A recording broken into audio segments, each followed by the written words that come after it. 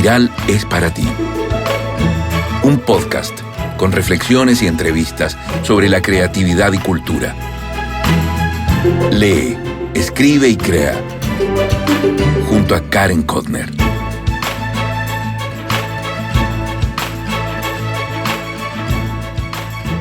Hola, ¿cómo estás? Te doy la bienvenida al capítulo 63 de Espiral, tu podcast de literatura y creatividad. El invitado de hoy es Pablo Lard, un amigo y alguien a quien admiro profundamente, y es uno de los principales referentes en cómo mejorar las ciudades, hacerlas más sustentables y reconstruirlas cuando han sido devastadas por algún desastre natural. Pablo Lard es arquitecto de la Pontificia Universidad Católica de Chile, magíster en arquitectura y doctor en estudios de diseño de la Universidad Harvard. Se me va a acabar el aire de tantos títulos. Hoy es el decano de la Facultad de Arquitectura de la Universidad del Desarrollo y uno de los fundadores del estudio de arquitectura elemental, un proyecto que vino a revolucionar el concepto de vivienda social y del cual Alejandro Aravena, otro de los fundadores junto a Pablo, recibió el prestigioso premio Pritzker en el 2016. Pablo Lard además fue el coordinador nacional de reconstrucción urbana para el terremoto y tsunami que nos azotó en Chile en el 2010.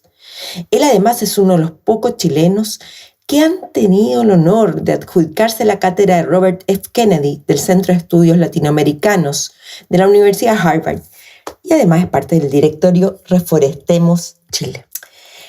A él lo conozco hace décadas y siempre me ha impactado su visión y la pasión con que vive la arquitectura.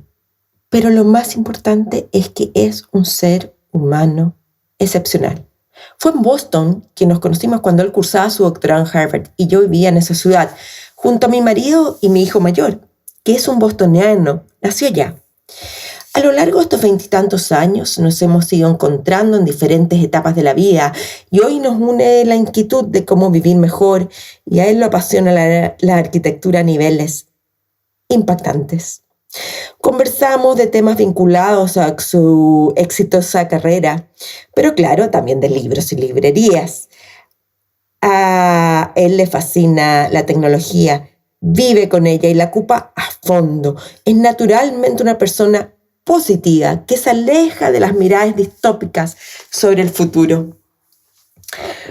Obviamente la pandemia y cómo nos afectó en nuestros trabajos fue uno de los temas centrales. El teletrabajo lo define como el tercer lugar, entre la casa y la oficina. Estos espacios pueden ser un cowork, un café, una biblioteca, y se redefinen, como dice Pablo Lard, para facilitar la manera en que trabajamos. Te invito a conocerlo en Espiral y además escuchar las preguntas que le hicieron a él Rodrigo Gendelman, Steve Reifenberg, un gran amigo de Pablo, y de su hijo mayor, que también se llama Pablo. Y con mucho sentido del humor, él respondió al cuestionario Espiral. Recuento personal. Grabo estas palabras encerrada en un closet porque estoy en la playa. Aquí espero pasar la mayor parte de febrero. Y bueno, los 2 episodios con Irene Vallejo fueron un hit y uno de los comentarios que más me emocionó fue el de una amiga y fiel auditora, Judith Riquelme. Hola Karen, disculpa que te mande un audio, pero bueno, quiero mandarte un audio hoy día. Oye, escuchando acá con mucha detención. Recién tengo tiempo de hacerlo, escuchar tu entrevista a la Irene Vallejo y alucinante, fascinante. Te juro que me puedo imaginar la expresión de su rostro cada vez que te habla y tú la invitas a sacar, porque es sacar desde dentro, desde su corazón, de su alma, ¿no? Las palabras para poder expresarle a todos los que estamos escuchando la maravilla de sus experiencias, de su escritura. Súper agradecida, Karen. Realmente maravilloso, maravilloso. Te felicito. Como siempre, un agrado, pero ¿sabes qué? Esto también me hace a mí dejar un espacio para disfrutar de las cosas que a uno le gustan. Y una de las cosas que nos gustan es la escritura, la lectura de cosas maravillosas, de libros exquisitos que uno a veces tiene ahí y no le ha dado el espacio para leer. Y eso, pues oye, un abrazo grande. Gracias por compartir. Chau.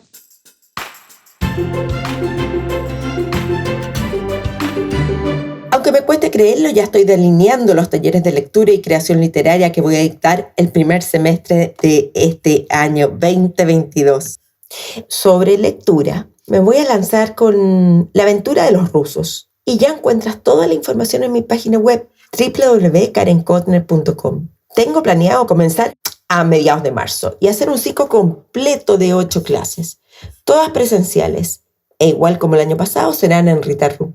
El de creación literaria será para jóvenes, y ese todavía quedan un par de detalles, pero todo será basado en los contenidos que delineé en el cuaderno de escritura, que puedes comprarlo en mi página web www.karenkotner.com. Bueno, una gran novedad, que sea para mí, es que pasé a una nueva etapa con la novela y ahora está en manos de una editora profesional, y con ello, durante por lo menos la primera mitad del semestre, estaré en revisión y relectura. Además, estoy participando en un taller de lectura sobre Jorge Luis Borges, todos estos lunes de febrero. Borges siempre ha sido un autor que me ha cautivado, pero que me cuesta mucho leer consistentemente. De ahí que me inscribí y lo dicta una profesora argentina que se llama Soledad Arienza, que trabaja en conjunto con la escritora Cecilia Maugeri. ¿Celebras el Día de los Enamorados? Yo nunca le he dado mucha importancia, pero igual me gusta ver cómo algunos lo hacen. Me acuerdo que para mis papás era una fecha de regalos y celebración. Ahora te invito a escuchar la conversación con Pablo Alar, que pasa por ser un hombre enamorado profundamente de su señora. Hola Pablo, ¿cómo estás? Muy bien, Karen, encantado de estar acá en Espiral, un honor poder conversar contigo. El honor es mío. ¿Y qué estabas haciendo antes de conectarte al Zoom? Varias cosas. Estamos acá, yo soy decano de la Facultad de Arquitectura y Arte de la Universidad del Desarrollo y estamos en pleno proceso de matrículas, así que corriendo de un lado para otro, viendo cuántos alumnos han matriculado, de los convocados, cuántos quedan por matricularse, así que es una semana bien intensa para nosotros, pero muy bonita. ¿Cuántos alumnos entran por año? En arquitectura, en Santiago aproximadamente 160, en Concepción aproximadamente 50. Esta es una facultad que ha crecido, yo soy decano hace 10 años y el año pasado cumplimos 30 años. O sea, yo he tenido el privilegio de ser testigo, digamos, del crecimiento de la facultad en un tercio de su historia. Y tenemos en total cerca de 1.000 alumnos y cerca de 150, 200 profesores. Así que ya es un buque grande. Y un buque grande bien bonito porque tiene este balance entre Santiago y Concepción, muy diverso, y en una disciplina que es lo que yo trato de conversar con los postulantes, con los egresados, con mis amigos y con los apoderados, una disciplina que tiene mucho para crecer.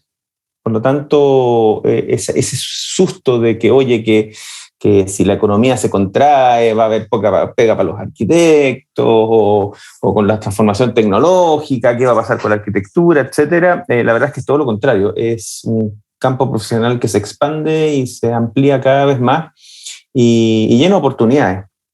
Así que contento con una facultad grande que se consolida y que además crece en complejidad también. Porque no solamente está el pregrado, está el posgrado, está también la investigación, etcétera. Porque aparte de ejecutar, te gusta pensar cómo evolucionan las ciudades. ¿Has pensado cuál va a ser el rol de las bibliotecas aquí a 50 años? ¿Van a existir o las vamos a tener que renombrar? ¿O estamos a puertas de verlas morir? No, yo creo que así como la radio no ha muerto, el cine no ha muerto, el libro no ha muerto, las bibliotecas tampoco. Pero sí se van transformando y ya en los 90, 80 ya se hablaba de las mediatecas, donde aparte de las colecciones de libros ya empezaban a haber colecciones de video, de música, etc. Y yo creo que al final, independiente de cómo se llame, yo creo que cada barrio, cada institución necesita tener un espacio físico que no solo sea el repositorio, porque para eso están los servidores en alguna isla, en no sé dónde, que no solo sea un repositorio, sino que también sea un lugar para generar esas conexiones azarosas que se dan y accidentales que se dan entre información, intereses, expresiones culturales y donde precisamente se produce la evolución de las ideas, del pensamiento y del arte y la cultura. O sea, yo creo que siempre va a ser bueno que hayan libros, que hayan acceso a data, que haya acceso a artes visuales, a expresiones de medios en algún lugar físico reconocible como tal en la ciudad o en tu barrio. Y en ese sentido, llámalo biblioteca, llámalo o sea, café literario, como en Providencia, que lamentablemente todavía no se han podido recuperar después del vandalismo del 18 de octubre, pero que finalmente van evolucionando. Y así como también las librerías, uno podría decir las librerías van a seguir existiendo, obviamente las plataformas digitales como Amazon, etcétera, han hecho mucho daño. Uno ahora va a la librería, se toma un café, ojea el libro y después lo encarga por Amazon para no andar acarreándolo, que es pecado mortal, porque los libreros, ¿verdad?, a uno lo odian, pero hay que ser honestos, más prácticos. Pero también está la experiencia de darse un espacio, de darse un tiempo. Hemos visto también cómo las librerías han evolucionado y ojalá las bibliotecas también para poder tener un espacio para poder trabajar, para poder tomarte un café, etc. Y yo creo que ahí, en la ciudad post-COVID, probablemente se van a dar oportunidades para que aparezca esto que algunos llaman el tercer lugar, que ya no es la casa ni la oficina.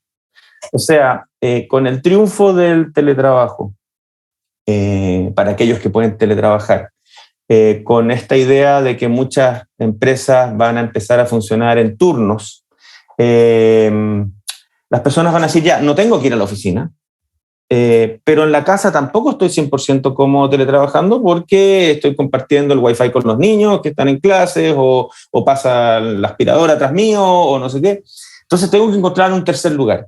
Y ese tercer lugar que está a mitad de camino entre la casa y la oficina puede ser un cowork, puede ser un café, puede ser una biblioteca del siglo XXI, que sea un espacio donde tú puedas trabajar, donde puedas tener acceso a información, donde puedas tomarte un café, donde puedas interactuar y que además sea un espacio de barrio, donde empieza además a surgir tal vez otra red de sociabilización que ya no son los amigos de la pega ni los amigos de la vida, sino que son los amigos del tercer lugar, los amigos del café, etc.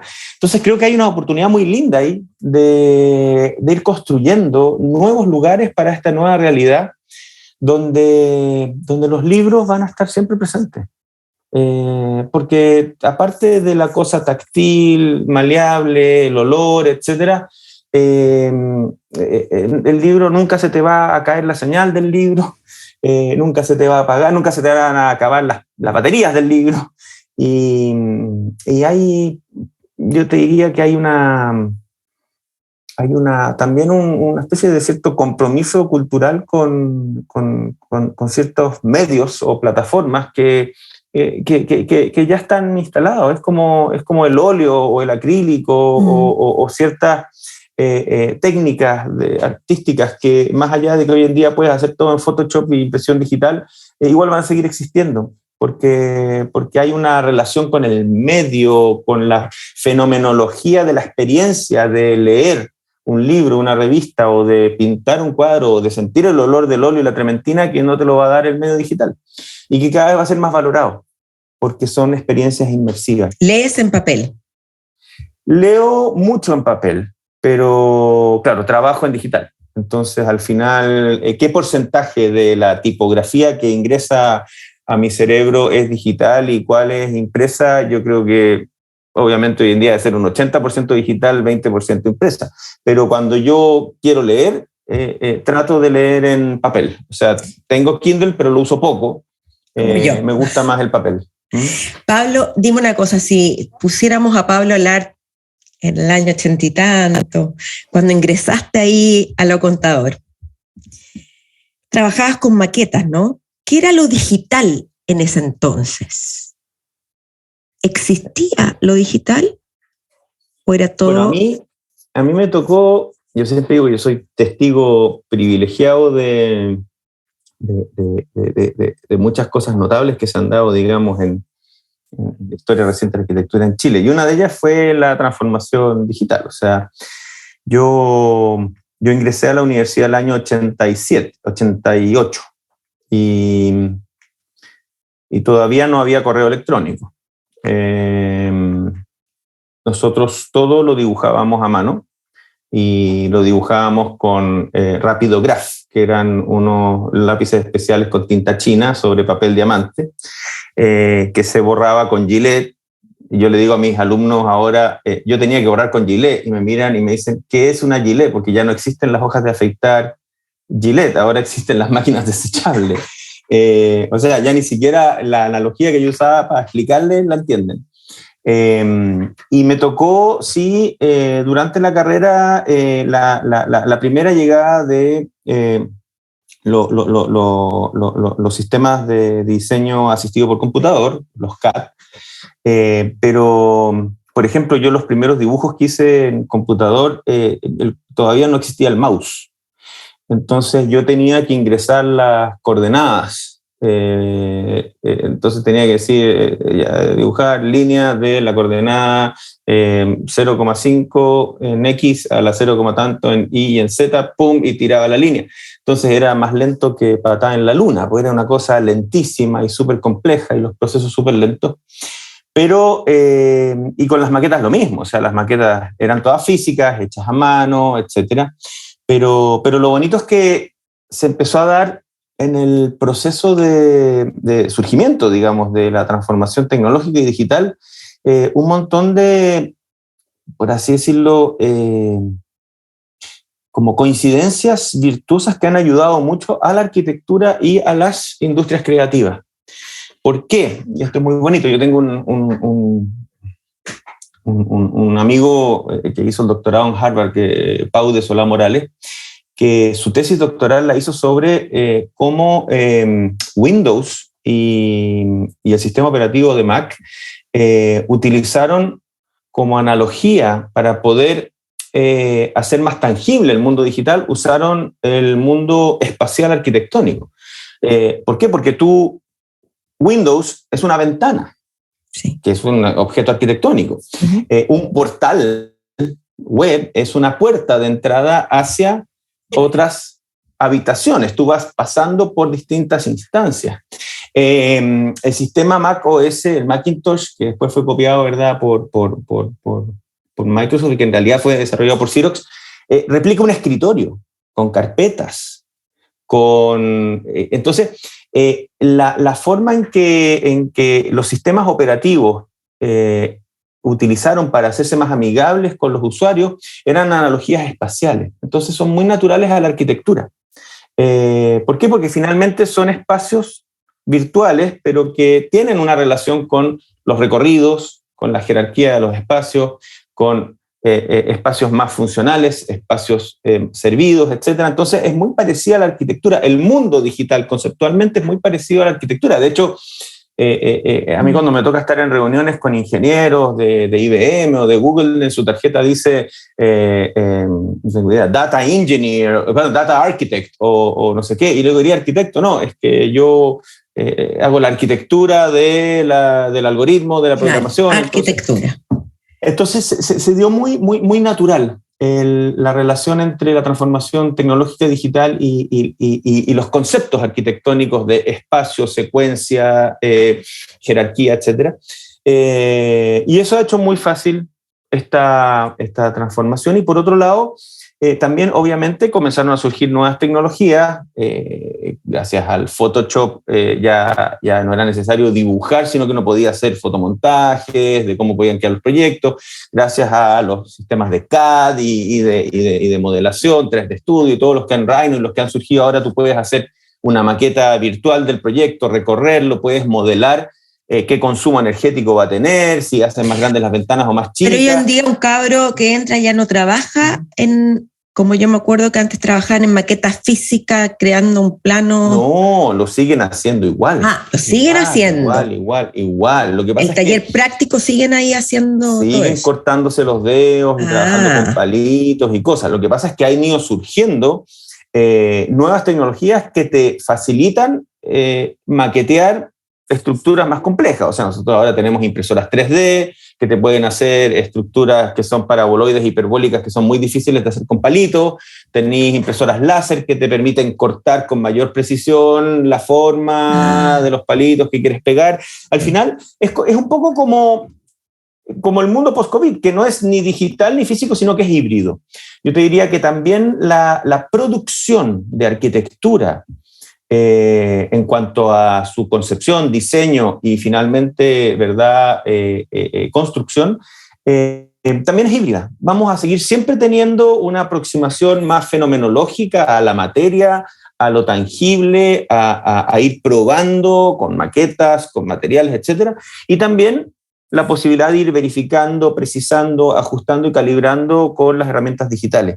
Y eso es muy bonito porque le da un cierto grado de permanencia y vigencia a la arquitectura, que también es muy propia de las industrias creativas. Yo creo que si hay algo que se veía como amenaza de la transformación digital, es que iba a reemplazar o iban a desaparecer muchas profesiones. Por ejemplo, los radiólogos, que son médicos valiosísimos porque comparan los escáneres y ven, digamos, si tienes una masa aquí o allá y no sé qué. Hoy en día hay computadores que con inteligencia artificial te pueden revisar en 2 segundos millones de radiografías o de escáneres y detectarte efectivamente el diagnóstico con mucho más precisión. Los contadores auditores, los choferes, los agentes de viaje, hay muchas profesiones que van a empezar a desaparecer. Ciertos procuradores legales que tienen que revisar y comparar contratos, ahora todo eso se puede hacer con inteligencia artificial. Pero las industrias creativas, al igual que las ciencias de la vida, la psicología, son difíciles de reemplazar por un bot, por un algoritmo, porque siempre van a tener ese grado tienen un cierto grado de certeza, porque hay que construirlos, porque hay que vivirlos, porque hay especificaciones técnicas, pero siempre tienen ese aspecto creativo de la experiencia, de lo tangible, de lo táctil, de la belleza, que no lo va a reemplazar un robot. Entonces, en ese equilibrio, en esa hibridización, yo creo que la arquitectura, junto con el diseño, la ingeniería, las artes, son disciplinas que se ven potenciadas más que amenazadas por la transformación digital, pero nunca vamos a dejar atrás tampoco, un poco lo que hablábamos antes con los libros, nunca vamos a dejar tampoco de reconocer que nuestro origen está en tocar la vida de las personas, acoger y darle hogar a las actividades de las personas, y eso es una experiencia física, sensorial, que nunca va a poder ser reemplazada por lo digital. Pablo, ¿y tú conoces lo que es el metaverso? A ver, que así que lo conozco y no, pero ahí, estoy metido. Has leído, me imagino que sabes un poquito. Mira, estamos todos alerta, estamos todos interesados y obviamente es probablemente la próxima gran transformación que se viene. Si nos puedes explicar en palabras sencillas, ¿qué es esto que es metaverso? Que incluso es poético, digamos. Sí. Mira, a mí me tocó entrar a este tema del metaverso precisamente por un tema disciplinar, y es que otra de las grandes aportes que ha hecho la transformación tecnológica y digital a la arquitectura, al urbanismo, etcétera, es el surgimiento de los sistemas de información geográfica. ¿Qué son los sistemas de información geográfica? Básicamente, la posibilidad de territorializar en un mapa data o información de múltiples fuentes y orígenes. Me explico. Yo sé que este programa es grabado en audio, pero atrás mío hay un mapa de Santiago que tiene manchas de colores, y esas manchas de colores corresponden a los grupos socioeconómicos predominantes por manzana. O sea, yo tengo un mapa que es un dibujo, digamos, del territorio, una representación del territorio, pero que tiene además agregado una capa de información, y es los grupos socioeconómicos predominantes por manzana, por lo tanto, donde vive la gente ABC1, C2, C3, etc. Eso es una metadata. ¿Por qué? Porque en el fondo yo tengo un mapa que tiene una data extra que si yo le hago clic me la representa en ese lugar. Y cuando yo estaba en Estados Unidos y estaba haciendo mi máster y mi doctorado y empezamos a meternos en el sistema de información geográfica, se hablaba de la metadata. ¿Qué era la metadata? Era básicamente que si yo tengo un mapa y yo pinchaba, no tengo idea ya, yo pinchaba ya aquí en Providencia con Lion, y en ese mapa pinchaba y me surgía toda la metadata. Entonces decía ya, aquí viven tantas personas, aquí la norma permite tal altura, aquí en este punto, no tengo idea, el número de accidentes de tránsito es tal, la congestión es tal. Es toda la data que está detrás de esa representación física que era el mapa. Y se llama meta porque está subyacente. Entonces, cuando uno empieza a ver que una vez que se masifica y se globalizan las nuevas tecnologías, las redes sociales, el internet, etcétera, y que todos nosotros tenemos un sensor en nuestros bolsillos, que son nuestros celulares o smartphones, al final somos grandes generadores de data, y esa data que está disponible para muchos a partir del momento en que aceptamos bajar la aplicación o aceptamos el contrato sin leerlo, digamos, y todas estas cosas. Esa data en manos de gente que la sabe trabajar se puede convertir en información muy valiosa para la toma de decisiones. De hecho, en una conversación tiempo atrás con el CEO de IBM en Chile, él decía que la data va a ser el petróleo del siglo XXI. O sea, aquellos que sepan extraer la data y convertirla en información para la toma de decisiones van a ser los que van a liderar. Entonces, volviendo a qué diablo es el metaverso. El metaverso es la capacidad que están desarrollando algunas empresas de tecnología, particularmente Meta, ex Facebook, o Alphabet, que es Google, o otras más, de captar, ordenar, procesar a través de inteligencia artificial, machine learning, etcétera, toda esa multiplicidad de data que existe dando vuelta y representarla de forma tal que te permita tener experiencias o acceder a bienes o servicios virtuales que satisfagan tus necesidades. En otras palabras, la posibilidad de trasladarme a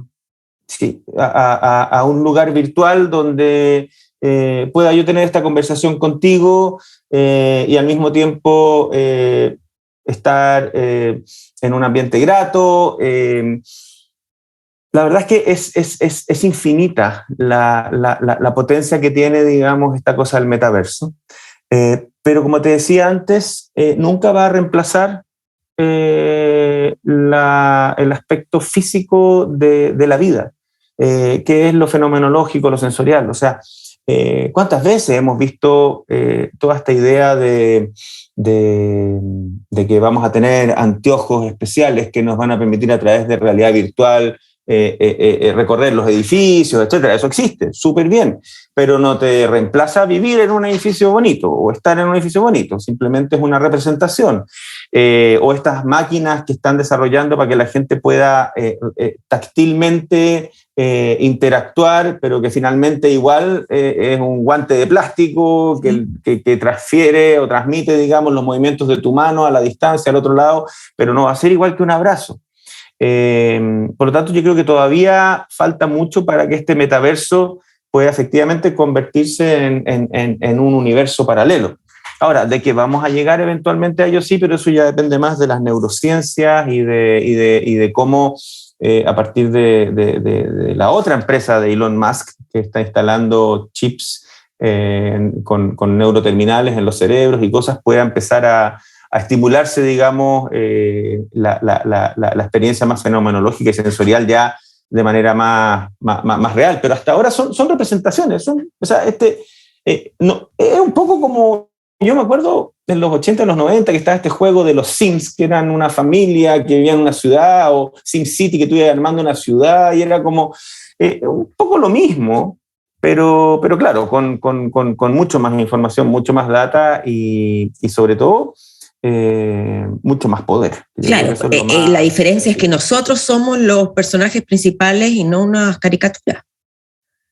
O sea, no sé si somos los personajes principales, o somos los consumidores, o somos las ovejas, o somos los... Mira, yo no soy muy dado a las teorías de conspiración, pero es cosa de ver, digamos, cómo han penetrado las redes sociales en las nuevas generaciones y cómo les afectan, y el estado de ánimo, y cómo les va llegando la información. Imagínate eso en un ambiente más inmersivo, donde además de acceder a esa información van a poder ver de manera distinta, les van a llegar cosas que no han pedido pero que se han deseado.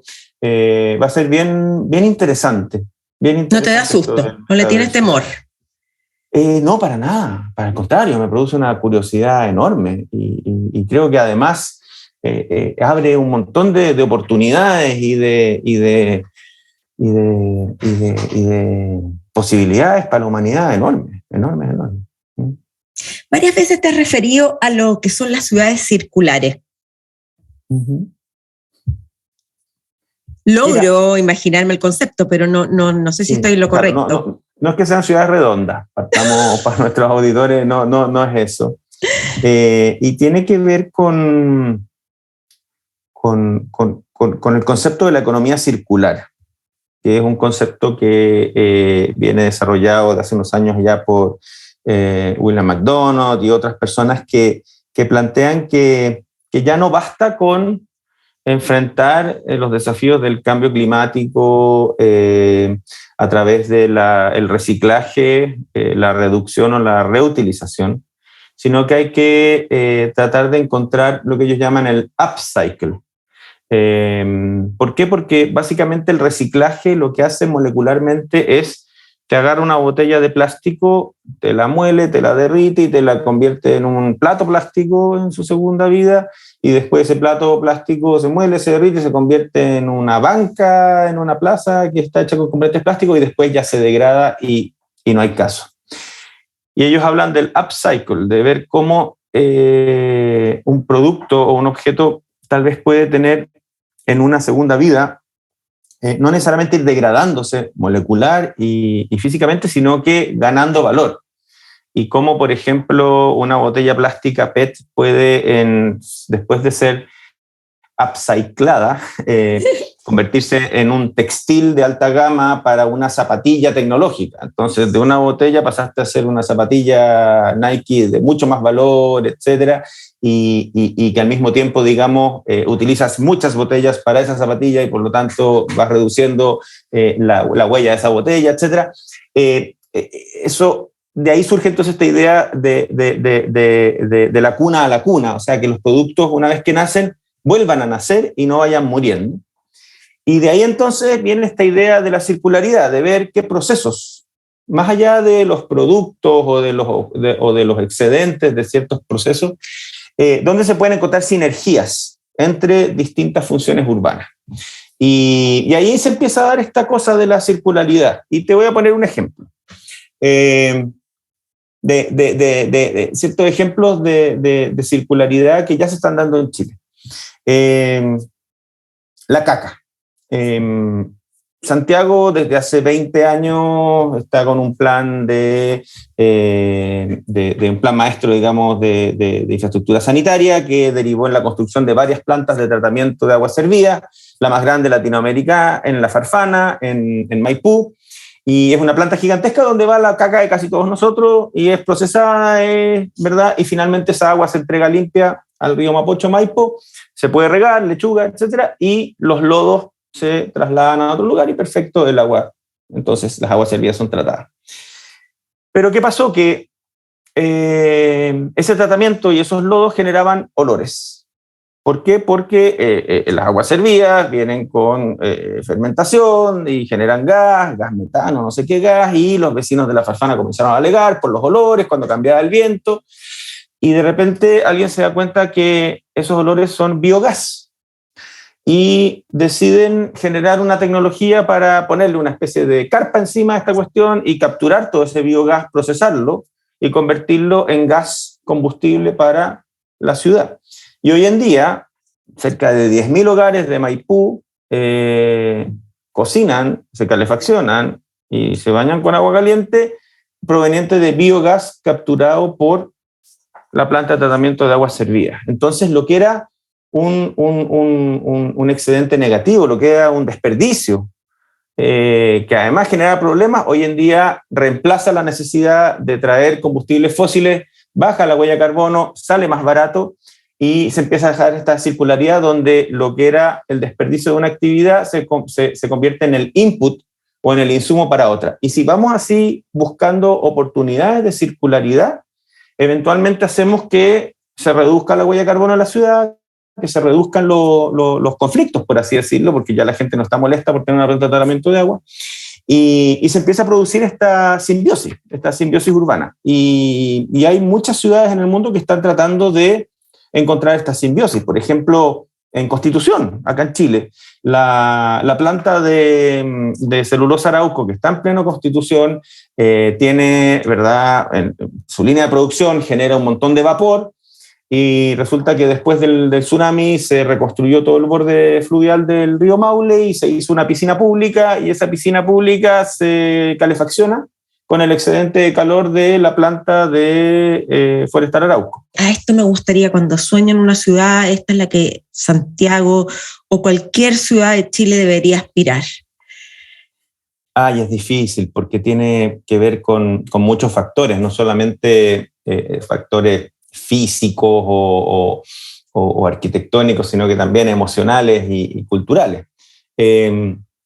Y también modelo de qué, porque hay ciudades que son modelo de eficiencia en proveer servicios, otras que son modelo en todo lo que es la cultura, el patrimonio, otras que son modelos desde el punto de vista de la integración social, o en el tamaño. Pero si yo te cambio la pregunta a una respuesta, ¿en qué ciudad me gustaría vivir?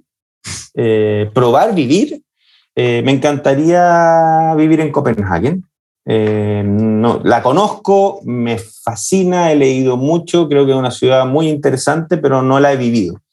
Que creo que es una ciudad que tiene un muy buen balance entre tamaño, diversidad, infraestructura, calidad de vida, etc. Me gustaría probar esa. ¿Y ves posible poder probarla? Difícil, porque no hablo muy bien danés. Pero tengo contactos, tengo amigos, pero la verdad es que mi lugar está acá en Chile. ¿Sí? A ver, ¿para qué te voy a mentir, Karen? Nosotros, como mi familia, hemos vivido más de un tercio de nuestra vida, digamos, fuera de Chile, en ciudades maravillosas, pero yo todavía siento que mi lugar está acá en Santiago. Santiago es una ciudad gloriosa y con una cantidad de oportunidades enormes, oportunidades de mejora gigantescas. Me dificulto poder dejar de vivir en Santiago. Cuando estás no es la ciudad inserto ideal. en el smog, cuando estás inserto en los meses de invierno, que es oscura, sucia, contaminada. Más ganas me dan de buscar soluciones para que no siga siendo así. Y de hecho, para allá vamos. Yo creo que lo que vamos a vivir en los próximos años, con la descarbonización de la matriz energética de nuestro país, va a generar un cambio radical. O sea, a mí me tocó estar en el comité de la nueva política energética nacional, y los compromisos que se vienen son impresionantes. O sea, realmente de aquí al 2050 va a cambiar mucho el tema de la contaminación ambiental en Chile. Tú eres una gran voz en el tema de reforestación. Tuviste vinculado a un proyecto en la Patagonia también.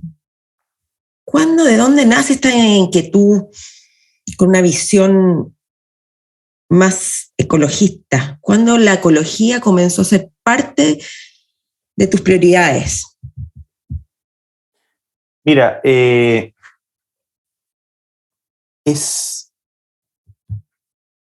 no es que uno se ponga como... Porque eres director de Reforestemos Chile, sí, digamos. yo soy director de la Fundación Reforestemos. A ver,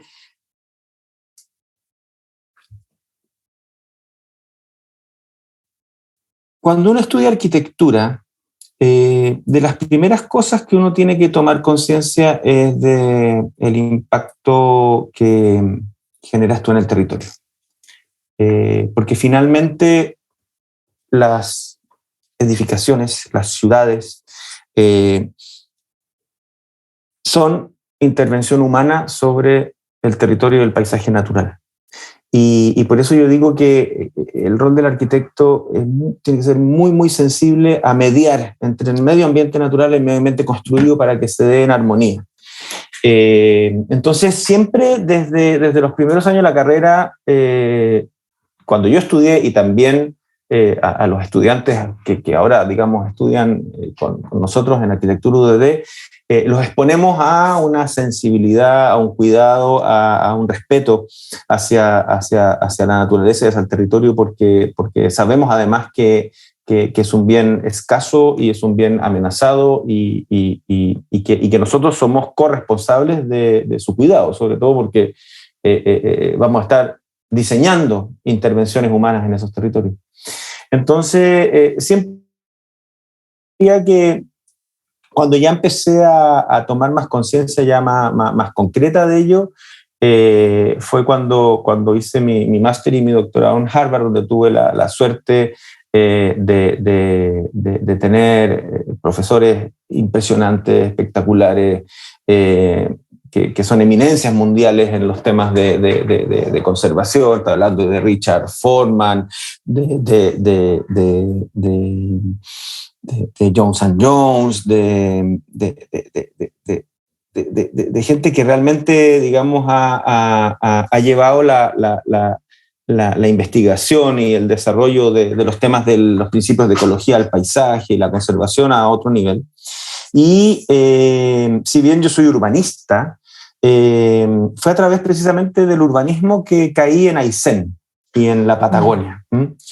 Y te diría que mi llegada, digamos, y mi especie de epifanía con Aysén fue en el año 2008 con la erupción del volcán Chaitén.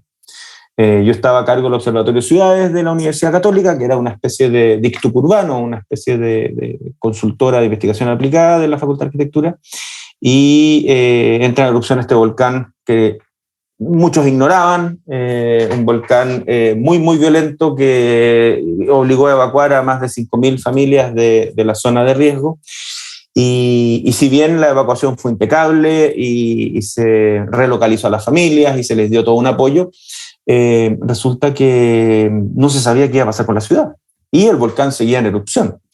Entonces ahí es donde nosotros, por intermedio de las autoridades de la universidad, etcétera, finalmente somos convocados para coordinar y liderar una fuerza de tarea para evaluar escenarios de reconstrucción o relocalización de Chaitén posterior a la erupción. Ahí comencé a viajar yo a Palena, comencé a viajar no solo a Chaitén, sino que también a visitar las distintas localidades donde habían sido, por así decirlo, trasladadas las familias, Palena, Villa Santa Lucía, La Junta, Futaleufú, Caleta Gonzalo, y ahí me enamoré de la Patagonia chilena.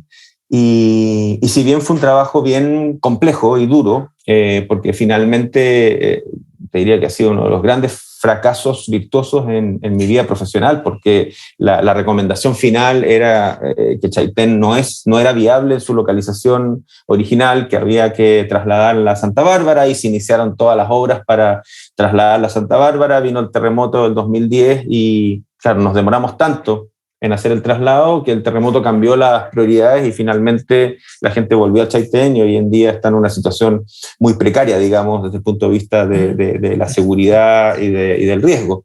Y no se pudo hacer esta especie de ciudad modelo 2.0 que habíamos pensado con todas estas ideas de circularidad, sostenibilidad, etc.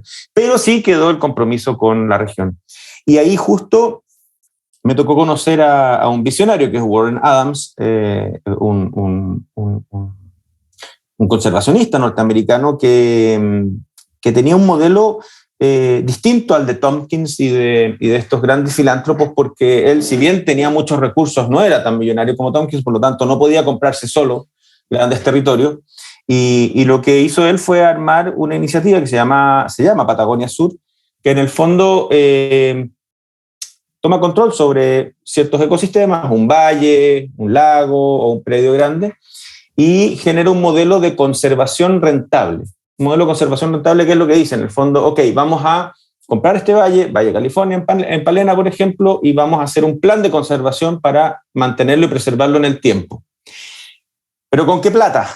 Entonces ahí es donde se busca, a través de un análisis de los usos mejores y más rentables, la posibilidad de que un porcentaje de ese terreno, un 10%, se reserve para usos turísticos. Espérame, que se cortó justo la comunicación. ¿Usos turísticos? No, fui yo que la conexión. Turísticos o residenciales, o de investigación, o de compensación de bonos, etc. Y ahí, como yo era urbanista, conocía un poco de estos temas, comencé a asesorar a Patagonia Sur y desarrollamos varios planes de conservación rentable. Por otro lado, una cosa muy bonita, en ese entonces todavía no estaba la ley de derecho real de conservación, que permite que los privados graben a perpetuidad, por así decirlo, terrenos privados para conservación. Inventamos ahí un mecanismo con Roberto Peralta y otros abogados, que es una servidumbre voluntaria que permite que una persona grabe a perpetuidad un terreno para conservación sin temor a que después los hijos o los herederos, digamos, lo destruyan, etc. Y así entramos en todo el tema de la conservación rentable, que de hecho hoy en mi oficina, al área asociados, el 30% de la pega que hacemos es conservación rentable. O sea, nosotros llevamos más de 150 planes maestros de conservación, más de 11.000 hectáreas de planes maestros de conservación hechos y 25.000 a nivel de estudio. O sea, es una corriente muy, muy fuerte. Hay mucha gente que quiere hacer conservación desde el mundo privado y antes no tenía las facilidades del Estado, pero esa conservación hay que financiarla por alguna manera, y nosotros vemos de qué manera financiarla a partir de detectar dónde hay un potencial turístico, etcétera, que con esa venta permita, digamos, mantener esos predios. Y ahí, estando como asesor de Patagonia Sur, finalmente me invitan al directorio y comencé, digamos, a colaborar, y se dio esta cosa del incendio en las Torres del Paine. Y justo el director ejecutivo o gerente general, digamos, de Patagonia Sur, en ese entonces, Matías Rivera, dice: oye, tenemos un montón de arbolitos comprometidos por CONAF, porque en Patagonia Sur reforestábamos, o sea, restaurábamos en estos proyectos, restaurábamos todo el ecosistema, y por lo tanto teníamos que comprarle arbolitos a la CONAF, ponerlos, ¿verdad?, hacer monitoreo. Tenemos un montón de arbolitos disponibles que no alcanzamos a ponerlos en nuestros predios porque no vemos la posibilidad de reforestar en Torres del Paine, en las zonas que se quemaron. Y ahí surgió la idea de hacer la Fundación Reforestemos Patagonia, que la fundó Matías, y se hizo este primer ejercicio de reforestación en Torres del Paine, y después nos dimos cuenta que había necesidades de reforestación en muchas partes, y aparece este spin-off de Patagonia Sur, que es una fundación ahora con identidad propia, etcétera, que se llama Reforestemos, donde lo que hacemos básicamente es facilitar a que cualquier persona, con un solo clic, se sienta parte de esta cruzada por recuperar y reforestar ya no solo la Patagonia, sino que también estamos trabajando en la zona central de Chile, en el Maule, en la región metropolitana, incluso en la quinta región, porque entendemos, digamos, que una de las formas de luchar efectivamente contra el cambio climático es recuperando la masa vegetal que se ha perdido y además con especies locales y con especies nativas y no con especies exógenas. Así claro. que ahí está mi beta forestín, digamos, está más bien por ese lado. Sí. Oye, Pablo, vamos a pasar ahora a la segunda parte de la entrevista, ¿ya? Porque veo que vamos a tener que alargarnos hasta un ratito, 10 minutos más, si es que es posible, solo si es que es posible. Ahora vengo con un cuestionario espiral, ¿ya? ¿Cuál es tu idea de la felicidad? Paz del hogar. Estar en mi casa con mis niños y mi familia y mi señora en paz. ¿Tu mayor miedo? El cáncer infantil. ¿Lo que más te molesta a ti mismo? Mi incapacidad de decir que no. ¿En los demás? El resentimiento y la traición. ¿A qué escritor vivo admiras? Wow. Paso. Y si es de arquitectos, ¿a quién admiras? Arquitecto vivo, a Norman Foster. ¿Y que haya fallecido? Richard Rogers. Que falleció recién, ¿no? Sí, hace unas semanas atrás. Hoy en la mañana, ¿qué desayunaste? Un bowl de cereal con sandía y un café. ¿Agenda de papel, electrónica o ninguna de las anteriores? Ambas. Tengo la electrónica en mi teléfono y una Moleskine que me acompaña para todos lados.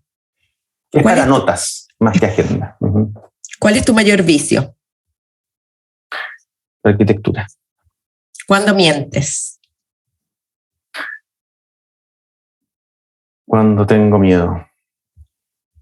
¿Quién ha sido tu mayor influencia en la vida? La Ale, mi señora.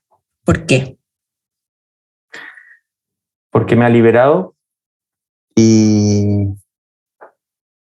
me ha enseñado lo que es el amor. ¿Ayer te sentiste feliz cuando? Cuando llegué a la casa y estuve... Fue un día duro ayer y me hizo bien estar con él. Antes de acostarte siempre... Le doy un beso. ¿Cómo es un típico día tuyo? A ver, mis días son bien atípicos. No tengo mucha rutina, pero bueno, por lo general me levanto a las 7, 7:30. Trato de hojear el diario tomando el desayuno y de ahí me voy a la universidad por lo general. En la universidad planifico el día. Tengo varias reuniones. Antes eran físicas, ahora en Zoom. Me movía mucho. Ahora me muevo menos, y trato de pasar por la oficina también al menos unas 3 veces a la semana, físicamente, digamos. Y regreso a la casa entre 7:30 y 8 para poder estar con la familia y dar algún espacio también para el ejercicio y distraerme un poco. Pero es una jornada laboral como todas, pero muy intensa, pero muy diversa. Así, todos los días son distintos, bien poco rutinaria. ¿Té, café o agua? Café, adicto. ¿Azúcar, endulzante o nada? Endulzante y mucho, lo que no es muy sano. ¿Cerveza, blanco, tinto, champán o bebida? Bebida. ¿Instagram, Facebook o Twitter? Twitter. ¿Lo que más te inspira? La belleza. Theo Jansen es... Un genio. Es Para los que no lo conocen, es un escultor que hace escultura cinética impresionante. ¿Ir a un concierto de Godzilla con tu hijo? Una experiencia memorable, que hasta el día de hoy la atesoramos. ¿Has sentido odio? Me cuesta. Me cuesta ¿Te mucho. hace enojar? ¿Qué me hace enojar? La mentira, la traición, el resentimiento. ¿Selfies? Pocas. Solo familiares y no las publico mucho. ¿Qué es lo más extravagante que has hecho?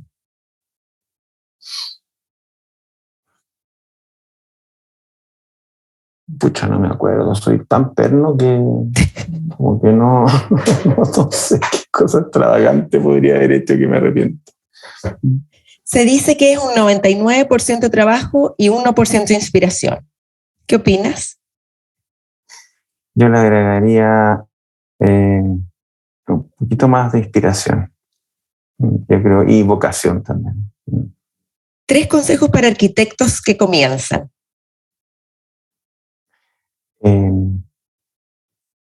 No tengan miedo en experimentar, aprendan de sus errores y estén siempre conscientes de que es un privilegio y un poder enorme poder diseñar mejores futuros para todos, sus clientes, sus comunidades, sus barrios, etc. Es una pega demasiado linda. 3 aciertos que has cometido como arquitecto. Me siento muy orgulloso de haber sido testigo de la creación de Elemental, de la construcción del Parque Inundable Víctor Jara y de haber colaborado en el proceso de reconstrucción de 150 ciudades y pueblos después del terremoto y tsunami del 2010. ¿Y 3 errores? Como arquitecto, haber desestimado la importancia del arraigo y la necesidad de movilizar más rápido la maquinaria burocrática en el caso de Chaitén, no haber valorado la importancia de la contención y la articulación política en algunos casos en la reconstrucción del 27F y eso, yo creo por ahora 2, no veo. Muy bien. Uh-huh. Si volvieras el tiempo atrás, ¿qué harías distinto?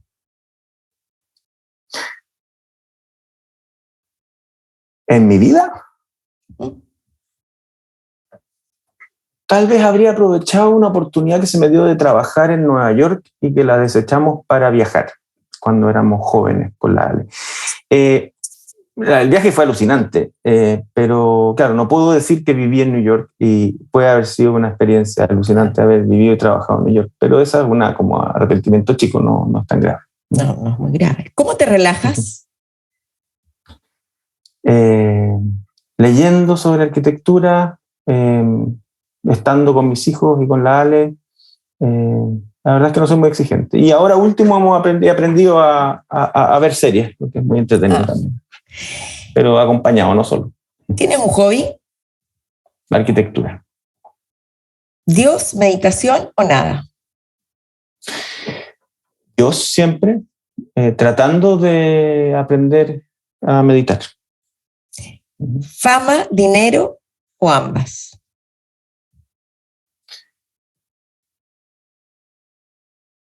Integridad. Integridad y tranquilidad.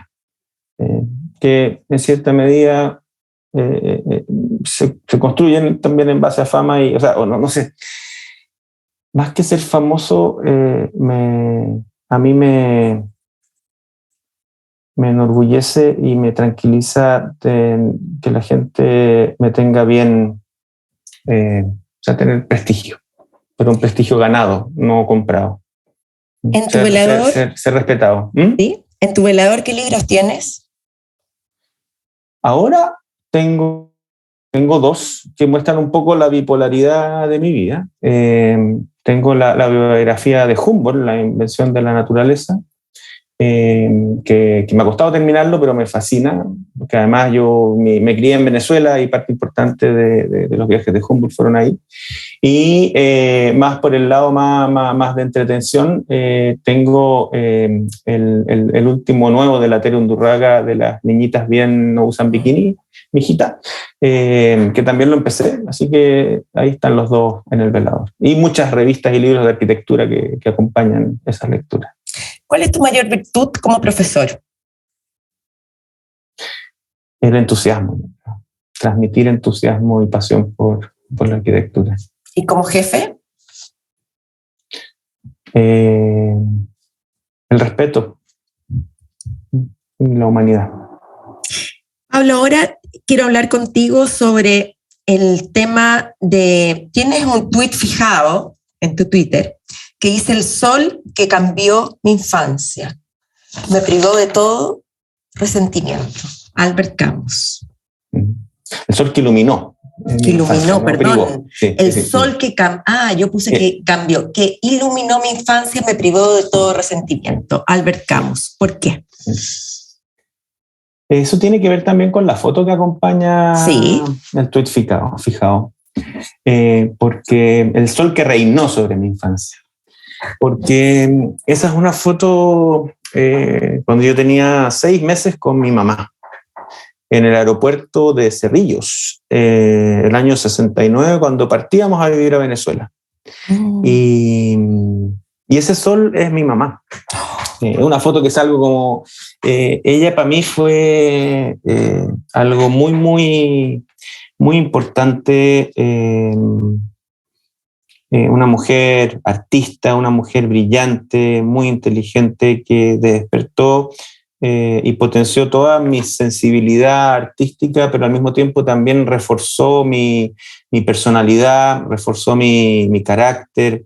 Es a quien le debo en gran parte lo que soy, junto a mi padre también, y a la Ale, y a un montón de gente que ha sido importante en mi vida. Pero en mi infancia, ese sol que era mi mamá, ese sol que fue mi infancia en Venezuela, ese sol que brilló, me hace que me cueste tener enemigos, que me cueste pelearme, o sea, por eso te digo que si hay algo que a mí me molesta es la traición, el resentimiento. Creo que la vida en comunidad, el poder co-construir y coexistir es algo tan potente, tan bonito que no podemos quedarnos pegados en las odiosidades, en las envidias, en la mala onda. Entonces lo dejé ahí fijado. Muy para lindo. Que la gente entienda que de donde vengo yo, por lo menos, o sea, resentimiento y mala onda y eso no está en mí. En ese sentido... En la biografía de mi colegio me pusieron el nunca quedas mal con nadie. Soy muy conciliador, parece. En ese sentido, bueno, estamos en febrero y esta entrevista va a salir en febrero, si Dios quiere. Tu padre conoció el amor después de los 80. Así es, increíble. Mi madre, la foto de Twitter, digamos, falleció hace 5 años y mi padre y ella eran súper unidos y todos estábamos preocupados de que el papá, digamos, se iba a quedar solito, iba a bajonearse, pero sacó una resiliencia enorme, vino el coronavirus y el encierro y siguió aperrando. Y de repente aparece una mujer maravillosa en su vida, la Teresita Vergara, que es un complemento perfecto para esta etapa de su vida. Distinta a mi madre, por lo tanto no compite, es completamente distinta, y fue un flechazo, inmensamente enamorados, y se casaron ahora en noviembre pasado a los 83 años de casó mi papá, y están felices. O sea, es como un renacer de mi padre, lo que nos tiene a todos muy, muy agradecidos y contentos, y obviamente también atentos a que estos años que tengan juntos sean años de pura felicidad y los puedan vivir juntos y en paz. Así que sí, es increíble que tu papá se case a los 83 años, pero ha sido todo muy lindo. Pablo, nosotros nos conocimos en Boston, 20 y tantos años. Yo justamente te conocí con un mapa atrás de Santiago, creo que me quedé impactada. Pero no era un mapa tan bonito como... No, era lindo, pero era... No, este es más bonito, el que tengo acá es más Es más lindo. bonito, pero era un mapa, si mal no recuerdo, el sistema de locomoción, de transporte en Santiago, ¿o no? Algo así. No, era el mapa de las calles de Santiago, como el que había en la guía de teléfonos antes de que existiera Waze, pero grande, desplegado entero. Eran las comunas, las calles, y por eso salían las principales avenidas, etcétera, y también salía el metro, por eso, claro. Pero era el mapa oficial de Santiago del Instituto Geográfico Militar de ese entonces, que era una sábana de 2 por 2 metros. ¿Y dónde quedó ese mapa?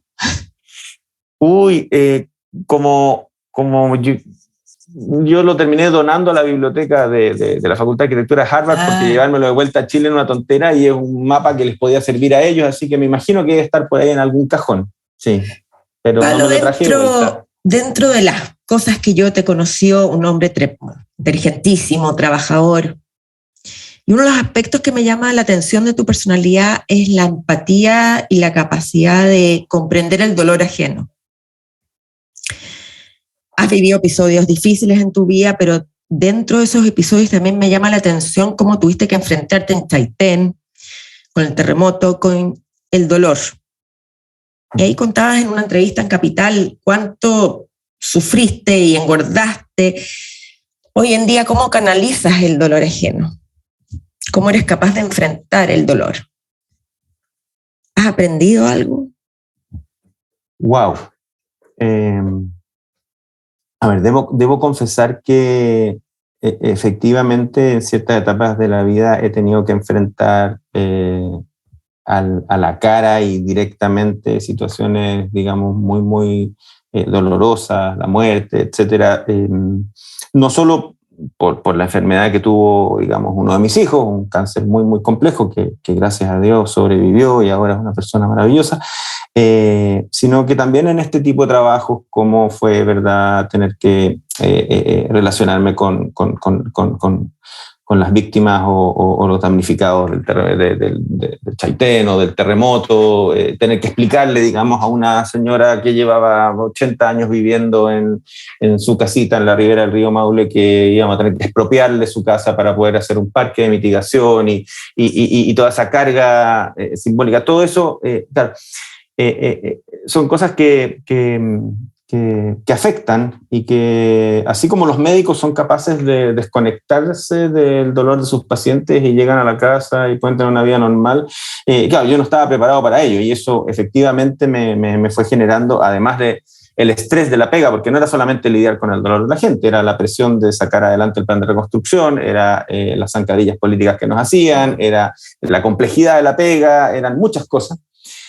Claro, me terminaron psicomatizando y la ansiedad y el sobrepeso y un montón de problemas que después, digamos, pude tratar y estuve, siempre digo la broma, estuve 2 años reconstruyendo el país y 4 años reconstruyendo mi vida después. Pero se logra. ¿Lo volverías a hacer? No sé si tenga la energía. Sí ayudaría, pero no sé si tenga la energía para estar recorriendo el país. Fueron años bien intensos, o sea, 5 días a la semana en terreno. Mira, solo para contarte que la Pascua del 2011, 2 años después ya del terremoto casi, cuando yo ya salí de la reconstrucción y me vine al UDD, en la oración de Navidad, uno de mis hijos dijo: yo quiero dar gracias porque el papá volvió a la casa. O sea, durante todos esos 2 años no me vieron, estaba saltando de Dichato a Constitución, de Constitución a Peyúgue, o sea, por todos lados. Entonces, a tu pregunta de cómo lidiar con el dolor, no tengo una receta, pero sí aprendí algo y es, cuando uno ha tenido una vida tan privilegiada, con tantas oportunidades, con tantas cosas que han salido bien, etcétera, uno empieza a creerse el cuento y se cree que se las puede todas y es sobreadaptado y anda como líder por la vida y no sé qué. Pero si hay algo que aprendí de esos momentos duros es la necesidad de pedir ayuda, de que uno no se las sabe todas, que uno tiene que apoyarse en personas que, no solo aquellos que te quieren, sino que también aquellos que saben. Y para mí, que nunca creí en el psicoanálisis o en en el psiquiatra y cosas así, haber podido tener ayuda en esos momentos me ha servido mucho para ir, digamos, después manejando situaciones de estrés, situaciones de complejidad y creo que también es un acto de humildad, decir que uno no se las puede todas y que hay que pedir ayuda y ayuda a quienes saben. Así que te diría que mi forma de lidiar con el dolor y el estrés es a través de la contención y el amor filial de mi familia, digamos, de la Ale y los niños. Y cuando ya requiere, por así decirlo, una mayor intervención de mi psiquiatra y psicólogo. Pablo, nos queda la última parte del segmento, que son preguntas de gente que te conoce. Pero antes de eso, me acuerdo que una época tuviste que dejar Twitter, nada más ni nada menos, tienes 26.000 seguidores. ¿Por qué? Porque, como le pasa a mucha gente, de repente entre el ego, el interés, estar arriba de la pelota, estar en todas las discusiones, te empieza a consumir, y al final estaba todo el día mirando la pantallita y me estaba perdiendo cosas maravillosas que estaban pasando frente a mis ojos, que tenían que ver con la familia, con los niños, con la vida. Y la Ale fue la que la Ale es mi cable a tierra. Y me dijo, compadre, bájate del pony, atina. Y dije, ya, ok, para que veas, me voy a salir de Twitter por un tiempo. Y fue alucinante. O sea, fue realmente, volví a sentir el olor de los damascos y escuchar a los pajaritos y darme cuenta de que había un mundo maravilloso allá afuera que me estaba perdiendo por estar peleando con gente que ni conozco.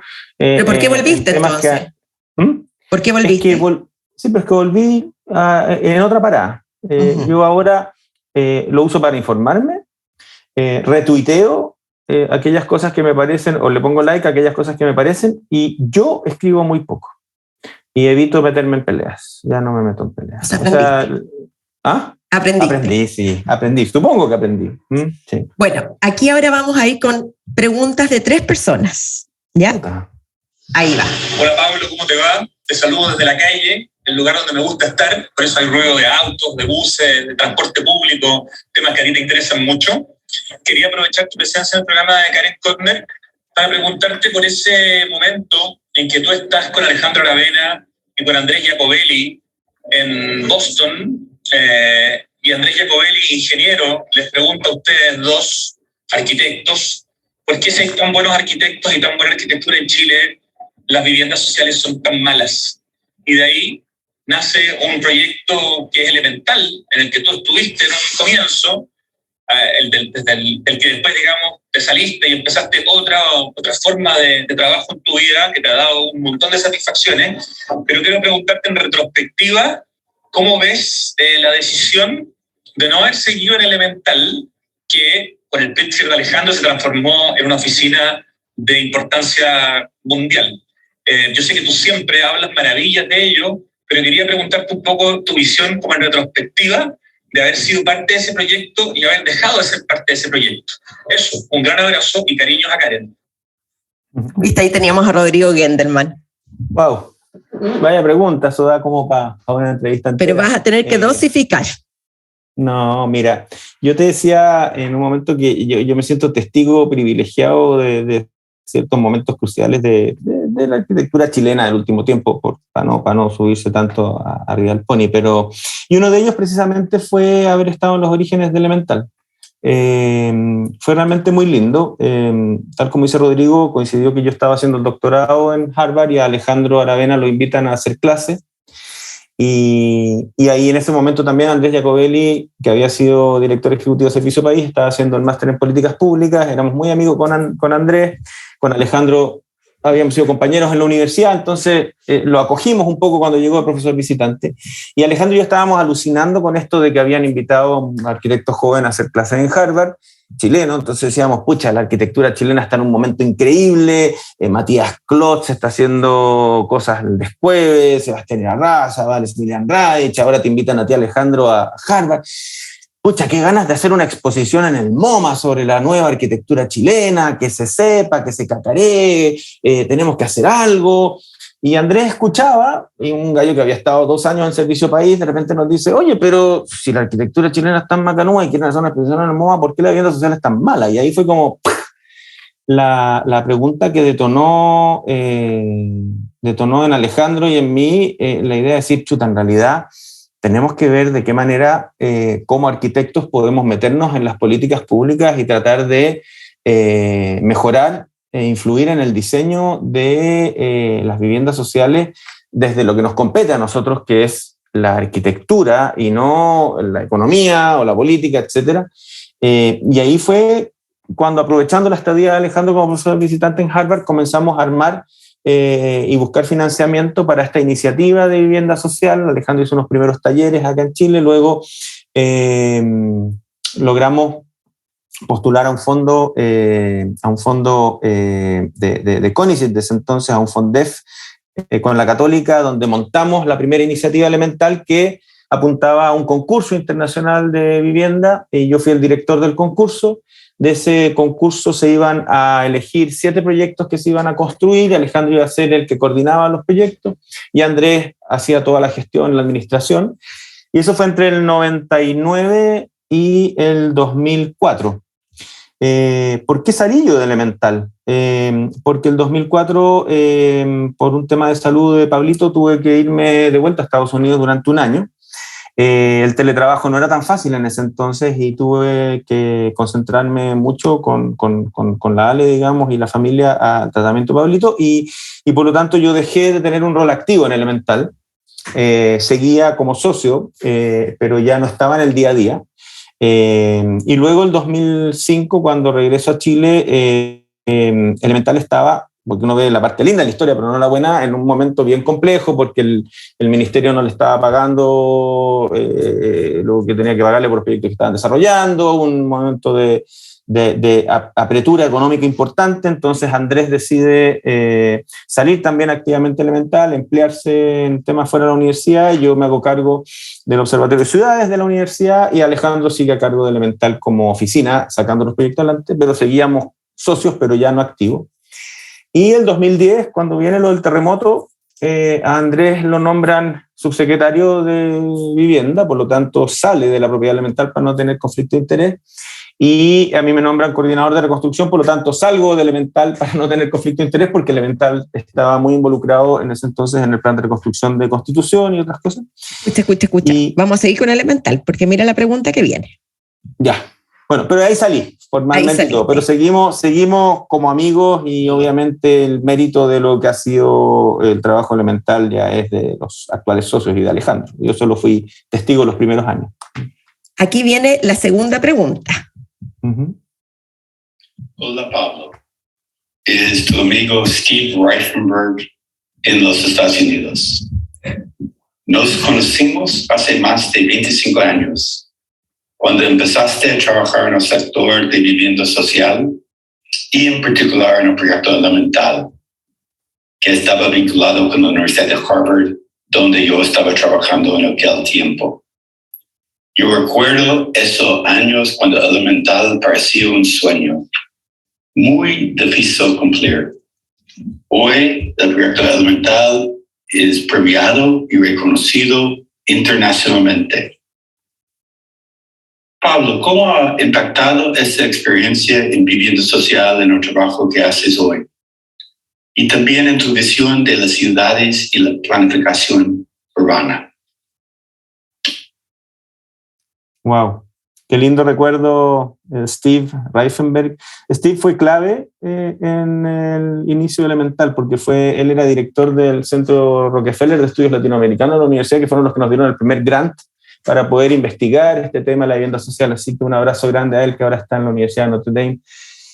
Y, a ver, obviamente, para mí ha influido mucho, porque fue salir de la academia, salir de la Torre de Marfil y meternos en políticas públicas.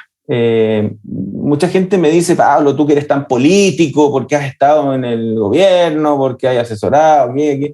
Y le digo, a mí no me interesa la política, a mí me interesa un cargo electoral, yo no voy a hacer campaña, me interesan las políticas públicas. ¿Por qué? Porque es desde ahí donde uno efectivamente puede ser agente de cambio y mejorar la calidad de vida de las personas, las comunidades. Entonces yo creo que lo bonito de Elemental y la gran lección de Elemental es que nos permitió desde la arquitectura, porque al final era el diseño de las viviendas, cómo tú cambiabas la ecuación para que efectivamente desde el diseño de las viviendas las familias pudieran tener acceso a mejores ubicaciones, a viviendas que ganaran valor en el tiempo, etc. Yo creo que la gran lección, el aporte de Elemental es que me introdujo en el tema de las políticas públicas, no solo de vivienda, sino que también ahora, bueno, de ciudad, de temas ambientales, etc. Y lo otro es que también nos enseñó que esta cuestión, como hablábamos antes, es 80% transpiración y 20% inspiración y talento. O sea que aquí además la perseverancia es clave y que son procesos de largo plazo. No son cosas que pasan de un día para otro y hay que perseverar. Y yo creo que poca gente sabe o reconoce cómo perseveraron Alejandro, Víctor, Gonzalo, Juan y todos los socios de Elemental en los momentos difíciles, previos a que tocaran la gloria con el Pritzker. Así que yo creo que eso es como la gran lección que podría sacar de lo que dice Steve. Y lo otro, que desde toda disciplina uno puede ayudar a mejorar las políticas públicas y lo público, no solo desde la arquitectura, sino que desde el rol de cada uno y cada una se puede también aportar. Y eso fue muy bonito. Ahora, Pablo, viene la última pregunta. Escucha. Hola papá, soy Pablo, tu hijo mayor. Te quería preguntar cómo afectó en tu vida, tanto profesional como personal, el cáncer que pasamos como familia y qué enseñanza o lecciones te dejó para tu futuro.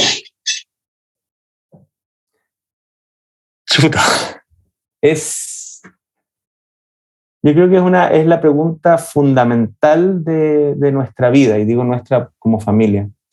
Porque de hecho ayer conversábamos con la Ale a propósito de un amigo muy cercano que lo acaban de diagnosticar, que el cáncer de Pablo es probablemente lo más terrorífico y lo peor que le puede pasar a cualquier familia, digamos, que un hijo tuyo tenga un cáncer con 6 recurrencias y con un proceso muy complejo. Pero también nos fortaleció, nos entregó una serie de herramientas, nos unió, nos expuso a conocer la generosidad de tanta gente, no solo de los amigos, sino que también de desconocidos. Nos hizo valorar tantas cosas que yo diría que en la justa balanza, al final uno es uno y sus circunstancias, y parte importante de la felicidad y de los logros que hemos tenido como familia, en parte también se deben a lo que vivimos en el proceso del cáncer de Papo. Y el testimonio de resiliencia, de optimismo, de no bajar los brazos, de trabajar, no pensar, la fortaleza y la lucha de la Ale, la compañía y la comprensión y generosidad de sus hermanos, son cosas que son puros valores. O sea, al final, claro, lo digo desde la posición fácil también de que nosotros, Pablo sobrevivió al cáncer y hoy en día tiene una vida normal y pololea y estudia y más allá de un chequeo que va a cierto tiempo, estamos haciendo una vida completamente normal. Entonces es muy fácil hablar desde esa perspectiva. Si o sea, es una historia de éxito en ese sentido. Claro, es un triunfo. Pero desde esa perspectiva son más las cosas buenas que atesoramos que los dolores y las heridas que todavía estamos sanando. Y en ese sentido estoy muy agradecido de que hayamos salido adelante como familia y del gran testimonio de Pablito. ¿Y qué sientes cuando lo escuchaste, Pablo? Me tuve que contener porque él es mi héroe personal. Una persona excepcional, un ser de luz, y me da un poquito de emoción que también tenga la valentía de preguntarme algo así en un espacio como este, porque da cuenta de que él también está consciente de que esto ha sido algo raya para la suma, de que ha sido una vida muy linda y muy feliz. Yo estoy muy agradecido de Dios y de la vida porque la verdad es que lo he pasado muy bien.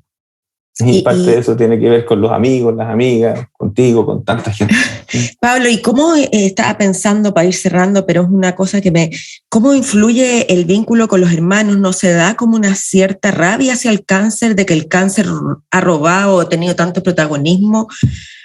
Son 3 hijos. Mira, sí, gracias a Dios no. Gracias a Dios no, porque ha pasado en distintas etapas de nuestra vida y hemos aprendido todos a vivir con él. O sea, a tal nivel que hoy en día la Ale se dedica al cáncer, digamos, es directora de la Fundación Nuestros Hijos, que apoya a las familias y a los niños y niñas que sufren cáncer en Chile hoy día, digamos. Por lo tanto, no, hemos aprendido a convivir con el cáncer, a respetarlo, a entenderlo y también a asumir el rol que cada uno tiene. Y al contrario, como fue una historia de varias recurrencias, a mis hijos menores les ha tocado también ser parte de la contención y del manejo de crisis, etcétera, de las más recientes, y se sienten también que han aportado y han apoyado. Por lo tanto, yo te diría que no hay celos, ni es parte de nuestra historia. Es parte de nuestra historia y yo creo que es más lo que nos fortalece que lo que nos debilita hasta ahora. Pero Pablo, no salió gratis. No salió gratis. salió gratis. No se lo recomiendo a nadie. Sí. Pablo, te quiero agradecer.